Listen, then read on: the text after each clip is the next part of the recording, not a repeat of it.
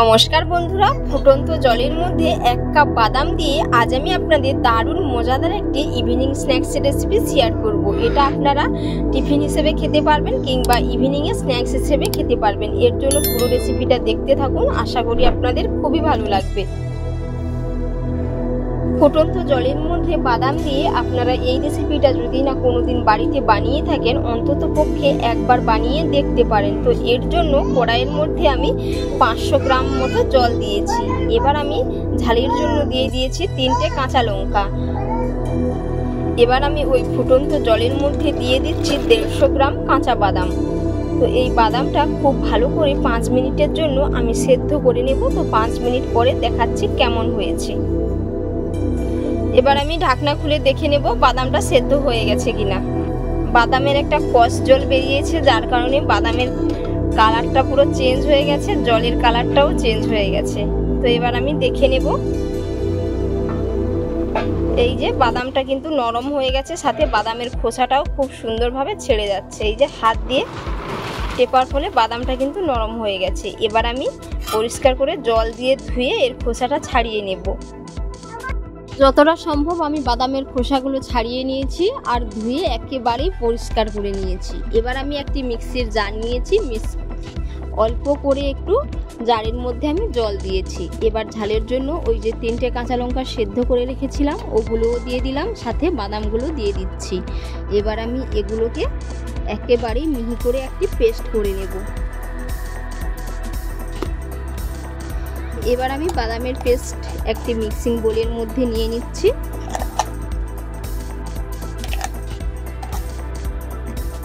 এইরকম করে কিন্তু বাদামের পেস্টটা বানিয়ে নিতে হবে।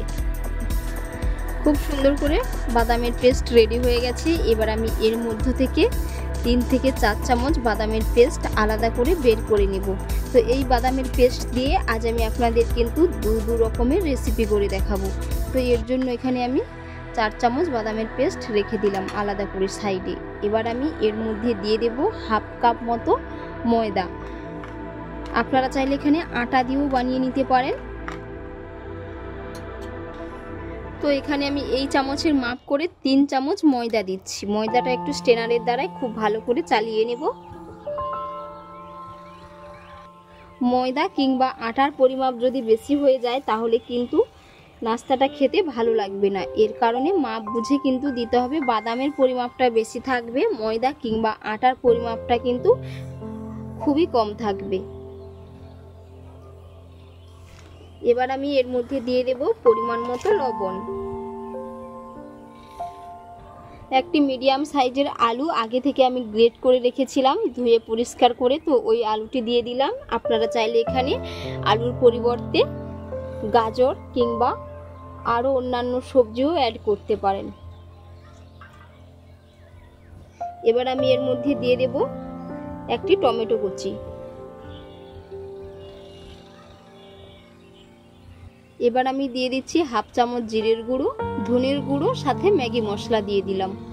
এখানে অন্য কিছু আর আমি মশলা অ্যাড করব না, আপনারা চাইলে দিতে পারেন কিংবা আপনারা মশলা না দিয়েও বানিয়ে নিতে পারেন। এবার আমি মিক্সির জার ধুয়ে অল্প করে একটু এর মধ্যে জল দিয়ে দেব।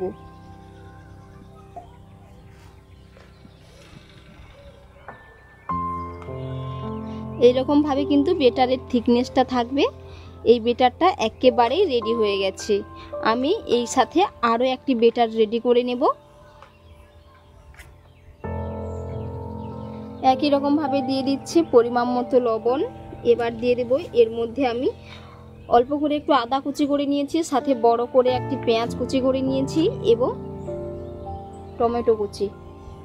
এবার দিয়ে দেব এর মধ্যে 3 চামচ কর্নফ্লাওয়ার। আপনারা এখানে কর্নফ্লাওয়ারের পরিবর্তে বেসন কিংবা ডালের বাটাও অ্যাড করতে পারেন, সাথে চালের গুঁড়ো, এটা আপনাদের পছন্দ অনুযায়ী।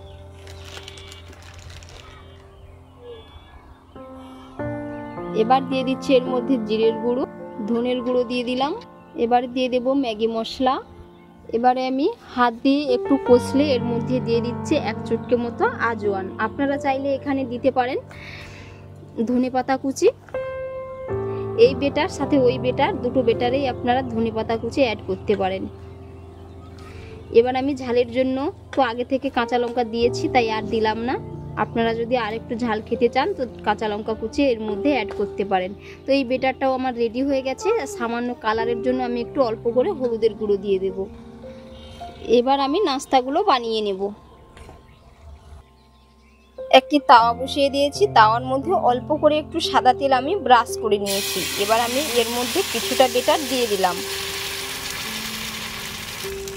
এইভাবে একটু রুটির মতো করে মেলিয়ে নিচ্ছি।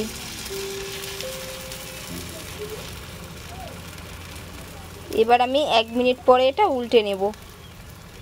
এই যে খুব সুন্দর করে কিন্তু আমি গোল করে নিয়েছি খুন্তি দিয়ে, আর কত সুন্দর দেখাচ্ছে। এগুলো একটা খেলেই কিন্তু পেট ভরে যাবে। আর বন্ধুরা, আপনারা যদি না কোনোদিন বাড়িতে একবারও বানিয়ে থাকেন, অন্ততপক্ষে একবার বানিয়ে নেবেন। এগুলো খেতে কিন্তু দারুণ টেস্ট হয়। এবার আমি এক পিঠ উল্টে নেব। খুব সুন্দর করে ধীরে সুস্থে এক পিঠ আমি উল্টে নিয়েছি।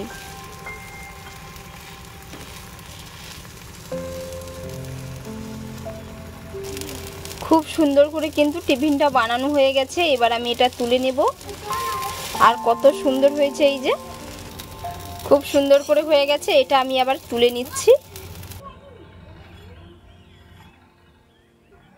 আবার একটা ঠিক একই রকম ভাবে বানিয়ে নেব। তো এর জন্য আমি আর তেল দিলাম না, এটা বিনা তেলে বানিয়ে দেখাবো। এটাও ঠিক 1 মিনিট পরে উল্টে নেব। বন্ধুরা, এটা আপনারা টিফিনে খেতে পারবেন। আর পরের যে বেটারটা রেডি করেছিলাম সেটা আপনারা ইভিনিং স্ন্যাক্সে খেতে পারবেন। গরম গরম চায়ের সাথে খেতে পুরো দারুণ হয়। এটাও ঠিক একই রকম ভাবে বানিয়ে নিয়েছি, তুলে নেব।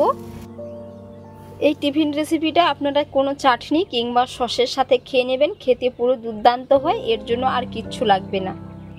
এবার আমি তাওয়ার মধ্যে অল্প করে একটু তেল দিয়েছি। এই দিকে যে বেটারটা রেডি করে রেখেছিলাম এই রকম বড়ার মতো করে দিয়ে দেব। এটাকে চাইলে আপনারা পকোড়াও বলতে পারেন। সমস্ত পকোড়াগুলো দিয়ে দিয়েছি। এবার আমি এক পিঠ উল্টে নেব। এরকম করে ধীরে সুস্থে করে উল্টে নিতে হবে।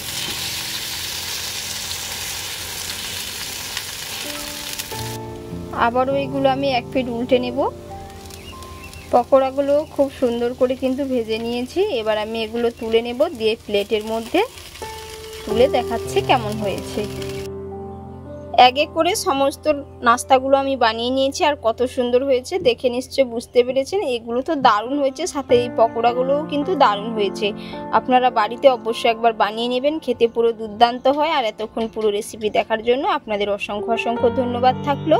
আপনাদের সাথে নেক্সট অন্য একটি রেসিপিতে দেখা হচ্ছে। আপনারা সকলেই ভালো থাকবেন, সুস্থ থাকবেন। ধন্যবাদ।